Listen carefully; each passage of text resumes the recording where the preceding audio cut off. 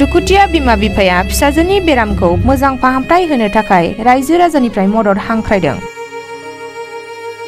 हा हु गय बागान बन्दक थाजोब्बाय, थेवब्लाबो फिसाजो इलिना बर'नि बेरामखौ फाहामनो हायाखै।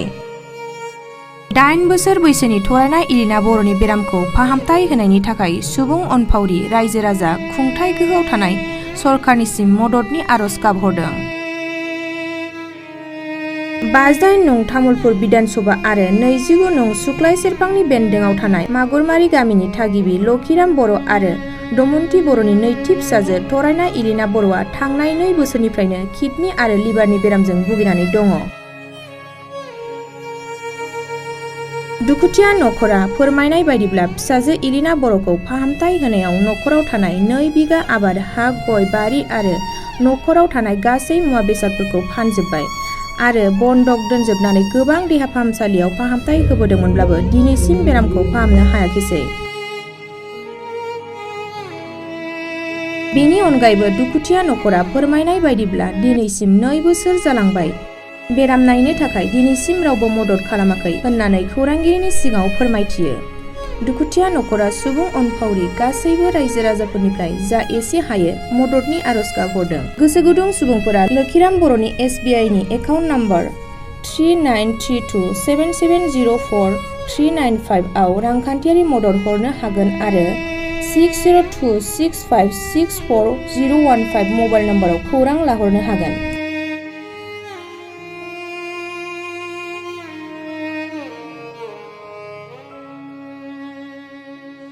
नमस्कार, खुलुमनाय थाबाय रायजो राजानिसिम। जोंनि फिसाखौ बासायनो थाखाय जोङो फार्स्टआवनो लांदोंमोन गणेशगुरि इपलनिफ्राय जोङो नायै नायना 1.5 बोसोर जाबाय। 1.5 बोसोरनि उनाव दा थाखा फैसा थांबाय, हाजों बन्द थांजोब्बाय। ओमफ्राय थांनानै जों गथ'खौ फोथांनो थाखाय उपाय गैया, मा खालामबाय, जों लानानै फैबाय। लाना फैनानै जोङो सानबाय मा खालामनाया मोजां जागोन, गासै रायजो राजानिसिम जोङो बिदिनो गरसे गरनै मोनगोन होननानै थांबाय। जोङो दा उपाय गैया, गथ'खौ जों न'आवनो दोननानै थांना जोङो चिफ सारनावबो थांबाय, MLA सारनावबो थांबाय।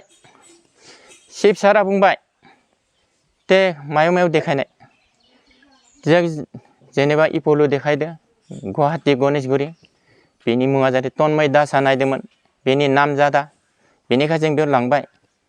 लांना बुंबाय बियो आदसाफ्रा जागोन। ओमफ्राय बिदिनो नायबाय, ट्रिटमेन्ट खालामबाय, आल्ट्रासाउन्ड खालामबाय, बाइपसिम खालामबाय आरो लोगोआवनो बियो जोंनि बे खासि मानसिया बुंबाय दे मोजां हामगोन बेयाव होननानै। गतिके जों बेयाव नायनानै 1.5 बोसोर नायनानै दा आखायाव गैला जों फैसा, मा खालामबावगोन, उपाय गैया। ओमफ्राय बिदिनो जोङो फैनानै गथ'खौ दा मा खालामनाया मोजां जागोन। ओमफ्राय जोङो सानबाय दे होमबालाय जोङो ओरैबायदि खालामनोसै, लांना नायनोसै सरकारि मेडिकेलाव। चिफ सारा जेनेबा बुंदो, चिफ साराथ' मोजाङैनो बुंदो, थिगानो। जोङो जेनेबा एप्लिकेसन लांदोंमोन चिफ सारनाव, जोङो रिपर्टफोरखौ देखायजोबदोंमोन चिफ सारनाव। चिफ सारा खिन्थु डाइरेक्ट खोथाखौ बुंदो दे नोंसोरो बेयाव देखायनामोन, फैसानि बहुद माबा दङ होननानै। ओमफ्राय थिग बिदिनो जोङो मा खालामबाय, सरकारि मेडिकेलाव सोनो होनना लांबाय। सरकारि मेडिकेलाव इतिमध्ये जादियासै। मानो जादिया होनबा दा भर्ति जाजोब्बाय होनबाय आरो। भर्ति जाजोबनाय होननायाव ओमफ्राय जों उपाय गैला, दा मा खालामबावगोन। ओमफ्राय मा जाबाय, थाङै खासे ड्राइभारा खिथाबाय जोंनो दे ओरैबायदि JNRC लां, JNRC लां होनबाय। ओमफ्राय JNRC लां होनबाय नालाय जोङो दा उपाय गैया, गथ'खौबो नायना थानो हाया। जोङो सोहैबाय ड्राइभारा बुंनाय मथे, सोनानै गथ'खौ बेयाव लांबाय, ट्रिटमेन्ट खालामबाय। नायनानै बिदिनो आल्ट्रासाउन्ड खालामबाय, एक्सरे खालामबाय, थै फरिखा खालामबाय, खालामनानै बाइपसिम खालामबाय। बेयावबो बाइपसिम खालामना नायबाय। ओमफ्राय मानसिया बेबायदिनो दंथ'यो। नायनानै दा जेनेबा जाबाय, सप्तासे जाहैबाय। सप्तासे जाद्रायाखै, माने 7 दिन जाबाय आरो। 7 दिननि भितराव ओमफ्राय बिलखौ नायबाय जोङो। बिलखौ नायबाथ' बेसेबा गोमोहाबबाय जोङो, 60,000 आरो 3,000 जाबाय, 63,000 जाबाय। 63,000 बारे मा खालामबावगोन जोङो, दा एख' गैला जोंनियाव। थाङै दा मानसिफोरनो बुंबाय जों मा खालामबावगोन, गथ'खौ फैसाखौ महानिफ्राय मोनगोन, धार बिबाय, धारबो गैया। हाजोमाथ' सिगांनो बन्द' थांजोबखाबाय दा जोंनाव दंबो बारि बस्ति एसे बारि बस्तिखौ जों दोनबाय 80,000 दोनना जों नायनानै गथ'खौ दासिम बे माबायाव लाबोदों जोङो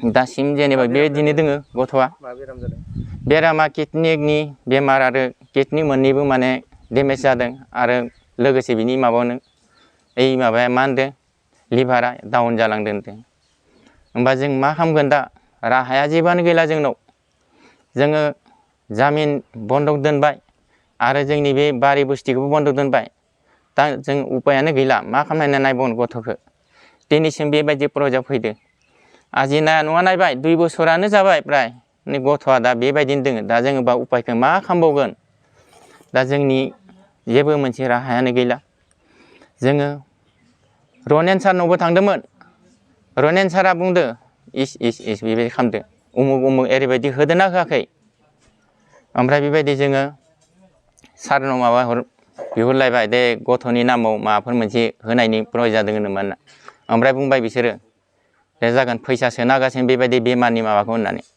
ओमफ्राय बिदिनो सोब रिपर्टफोरखौ एप्लिकेसनफोरखौ हैबाय गथ'नि होयोबा रनेन सारा बुंबाय नोङो एकदम MLA नाव हैथां होननानै ओमफ्राय बे मा होनोमोन बै बे तामुलपुरनिया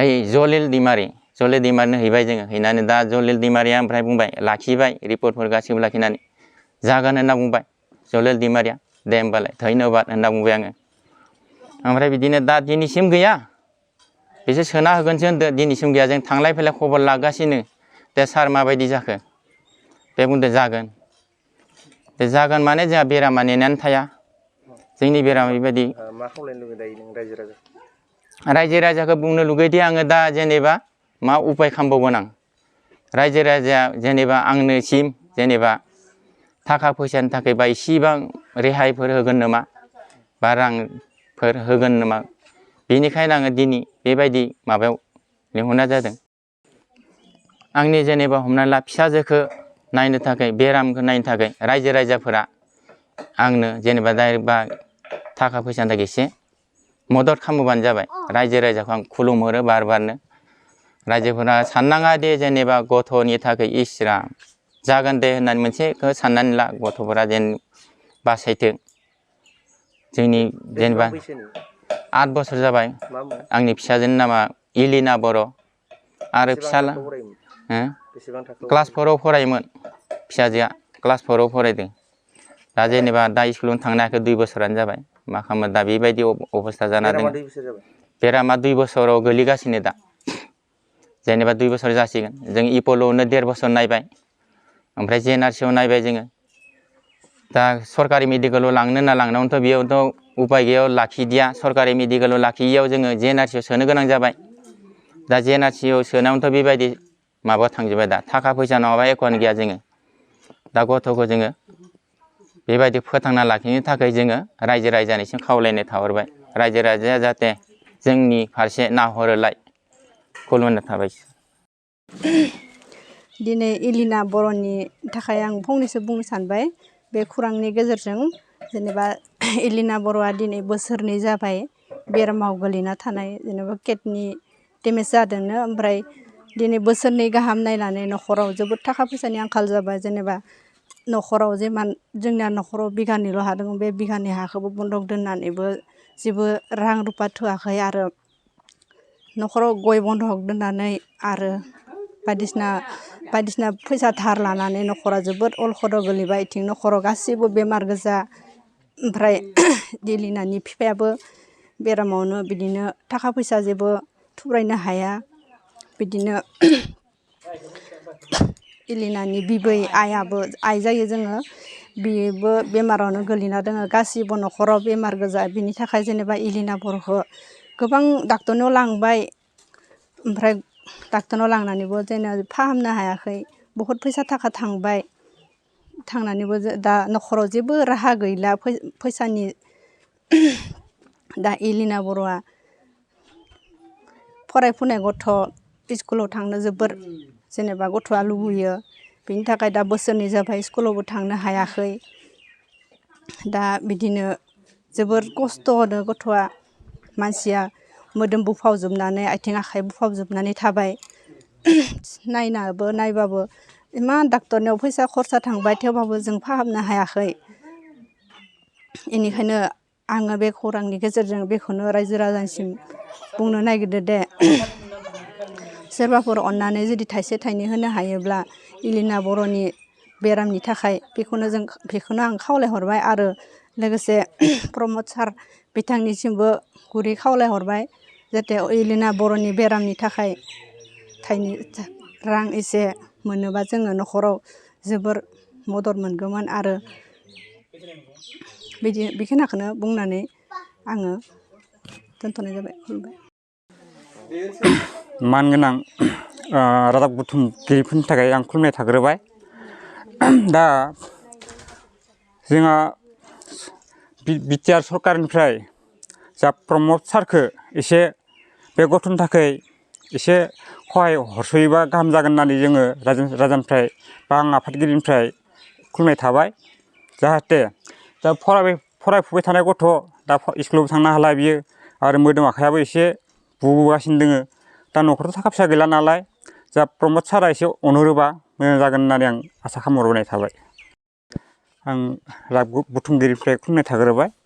जोंहा आं गामिनि नेहाथारि नुबोगासिनो आं नंगौ गथ'आ बहुत माबानिफ्राय गोलैना दङ बियो बहुत फैसा खरसा जाबाय दा बेखौ रायजो राजाया अननानै जा एसे उसुंथाइ हायो बेखौ खहाय खालामथों होननानै आं खुलुमनाय थाबाय रायजो राजानिसिम दा बेखौनो आं बुंनानै फोजोबथ'नाय जाबाय।